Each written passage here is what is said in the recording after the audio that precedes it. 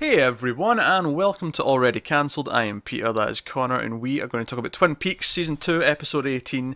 It's called On the Wings of Love. Full spoilers for the episode, as always. Where do we begin? We obviously, old Errol is up to his tricks, more disguises, stuff It, like that.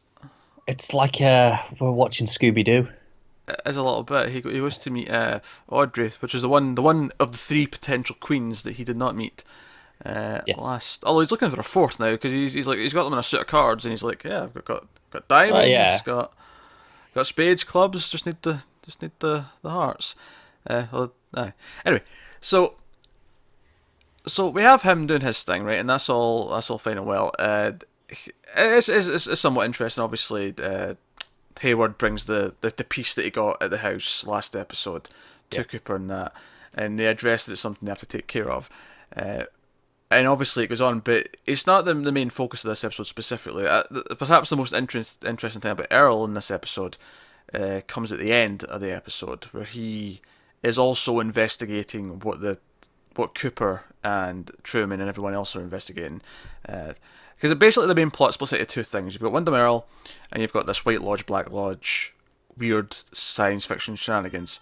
Yes. And of course, we find out in this episode that Wyndham Earl in the 60s was investigating UFOs. Because of course he was. And I'm going to go out on a limb here and say that might have something to do with why he's went mad. Quite possibly. He's also bugged the office. Oh yeah, but that quickly gets taken care of because David Lynch comes back in as Gordon and starts shouting around the place as he does, and it's actually quite funny that his bug is immediately just sort of ruined by Yeah. all this loud volume. It's pretty funny. A lot of fun stuff with him in this actually, because he goes to the diner with the guys and he takes a liking to Shelley, but he speaks so loud that everything he says. The bit that made me laugh a lot was when he's like, "Oh, who's that? Cooper, Cooper, who's that? She's beautiful." And he's like, "Shelley Johnson." It's like, "Who?" He's like, "Shelley Johnson." And then obviously Shelley's like, "What?" He's like, It's like, I hear my name. it's fine. It's fine, Shell. And then he goes up and he's charming despite the shouting, and for some reason he can hear her Yeah, perfectly I like fine. that when he goes up and she's shouting. Shelley looks a little bit worried, and she looks over at Cooper. He's like, "It's okay, don't worry." He's not a weirdo, or he is a weirdo, but he's not a He is a dangerous weirdo. weirdo. He's not dangerous. Yeah. Yeah. Yeah, so that was all good fun. Obviously, he has his crush on Annie. We established that a bit more, and they even sit down at the bar at the end of the episode after everything's went down. And we had a little role reversal because Truman got to do the whole. Oh, so how long have you been in love? Like he can see it this time because I was a running joke at the start of the show Yeah. that Cooper kept pointing out It's who been a while since there's been any of this stuff. who was in a couple. Do you know what's been a while since as well that we got in this episode? Cooper talked to Diane. Yeah, it has been a while actually. Now that you mention it. Yeah, it was as soon as he pulled out the tape recorder. I was like, oh, it's been a while since he's been speaking to Diane. To be fair, it's notable that it happened as he got reinstated to the FBI. That is true. That, So that is a maybe fair that's point. the link there. Maybe the last time he did it was before all that went down. I'd have to, actually check. Yeah, I almost feel it's such a small point that he's back in the FBI. I think the only notable thing is it means he's in his suit again, other than the fact that he's talking to Diane. And he's got a nice new gun. He's got an issue. That matters that much. It might. Okay, sure, knowing Lynch, it might matter at some point, uh, but no. So that was so there was a lot of fun humor in this one. There was a lot of stuff like that was really making me smile. In terms of plots, I mean, also we mentioned the White Lodge, Black Lodge.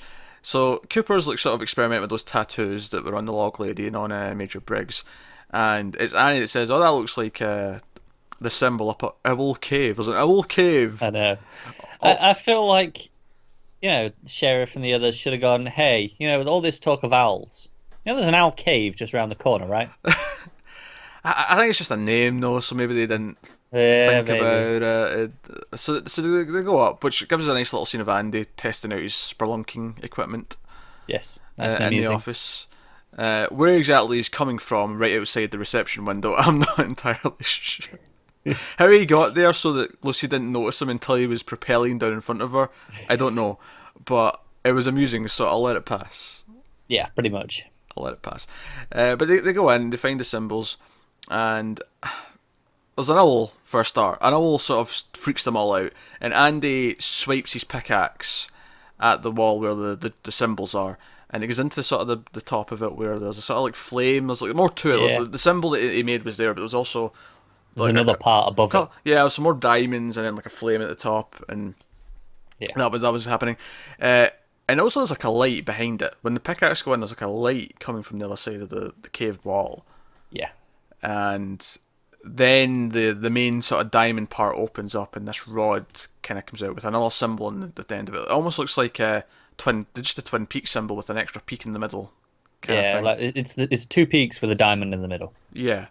And bizarrely, like the scene, I was, because at this point I was like, oh, we're going to a different scene. I thought this was going to be the end. Like, I literally thought that the created by credit was going to, or the executive producer credit was going to come up, because it felt like the end of the episode, and it went to the scene at the bar with Cooper and Annie, and of course we end back here as well because Wyndham Earl comes snooping around with a flashlight, looking to see what's going on, and he notices, or he figures out that it's the symbol inverted, so he tries to turn the rod, and the rod turns. And this is my only issue with this whole thing, is like, wait, so Cooper and like Sheriff Truman and Andy and Hawk didn't think to try anything with I was like, do you press it? Do you pull it? Yeah. It looked like you want to do something with this rod. Yeah. And they just looked at it and left. Yeah, it felt like they just left, and it's kind of weird. I guess they're thinking... Turn it makes sense as well. Yeah. So he turns it, and basically it feels like, I was like, is a secret door going to open, something, and basically the cave starts shaking and everything just starts going nuts, like, and there's like, rocks and dust falling, and that's kind of what we end on, which is weird because I actually thought, thinking that the previous scene with the cops there, I thought would have made for a better ending, because it was like, oh, something mysterious just happened, whereas this just ending on like destruction's happening felt a little bit more vague. Instead of mysterious, it's more just confusion as to, okay, what's going on now. Yeah, instead of the good, oh, what's this? Yeah, which is what I felt before. So it was weird that they did. But obviously they wanted the scene with Cooper and Annie, which I want to point out, there's not much to say about that scene with Cooper and Annie, other than they've got some good chemistry. That not as much as him and Audrey, admittedly. I want to be just sort of pointing that opinion out. But they have chemistry. The only thing I want to point out is there's another moment where he notices the scar on her wrist, and she also notices that he's seen it. So it leads the conversation on a little bit, and it leads to them sort of, I don't mind if you're weird, or you aren't weird, even though they both clearly are weird. Cooper's as weird as they come. I just want to point out that the shot where he notices the scar, it was clearly paused. It was a paused frame. Yeah. As opposed to, like, clearly the shot didn't last as long as they wanted it to, so they just paused it, and it was really obvious. Yeah, it was a bit weird, wasn't it? Speaking of little technical hitches, and I'm sure this isn't their fault, I've got a funny feeling this was just a case of the original negative for this shot was lost when they went to restore it. But in the library, when Wyndham Earl was in disguise when he spoke to Audrey, the first shot of that, the first wide shot of her taking out the book, looked like absolute shit. It did, yeah. As soon as it cut to the shots, the close-ups, and after that, it was completely fine. It was just that one shot, it looked like absolute garbage. And it reeks of either, for some reason, that was shot on crappy video compared to the rest of the stuff, or maybe when they went to restore everything, for some reason that shot was lost and they had to use a crappy version. I feel like that's more likely. It probably is. The only reason why I say it was shot in something different is because it reminds me of the Twilight Zone. There was a few episodes that were shot in shitty videotape. So on the Blu-ray, most of them look fantastic, but there's this batch of like 4 episodes in season 2 that look like garbage. Right. And it's just because that's how they were shot. So it reminded me of that, even though it was only the one shot. But that reminded me. So I have no doubts that Annie's going to be the 4th queen. It just feels too right. Yeah, there's no one else who can really be. It's Annie or it's Leo. Just put out there. Leo. Which, by the way, Leo looked like he seen the picture of Shelley on the card, and he was like, "Oh, I feel like I'm recognizing something here. Yeah, what's going on?" So we get a bombshell dropped, a proper soap opera bombshell, in this episode. So Ben is Donna's real father. Yeah. Unless they're going to swerve us, but that's clearly what they're hinting at this it is, yeah. point in time. What I loved about this, though, so she follows her mum. Donna follows her mum to the hotel because she's meeting with Ben, and as soon as she walks in, I'm like, And because you see Ben and her mum go into his office, and all I could think was, "I'll get Audrey to take you into the hidey hole. You can go and see what's going on." And sure enough, she goes to see Audrey, and she's like, "Wait, are they here now in his office?" And she's like, "Yeah." And just this grin just starts to appear. I'm like, "Oh, the hidey hole." Yeah. Unfortunately, they did not catch the vital parts of the information. They come in after the clear. We had a one night thing years ago, and it produced Donna. What I thought was more interesting though is that Donna's dad clearly knows, because as soon as she tried to like start asking questions, he was covering it up. He knows that biologically that's not his daughter. He must. Yeah. Because this show needed more surprise connections.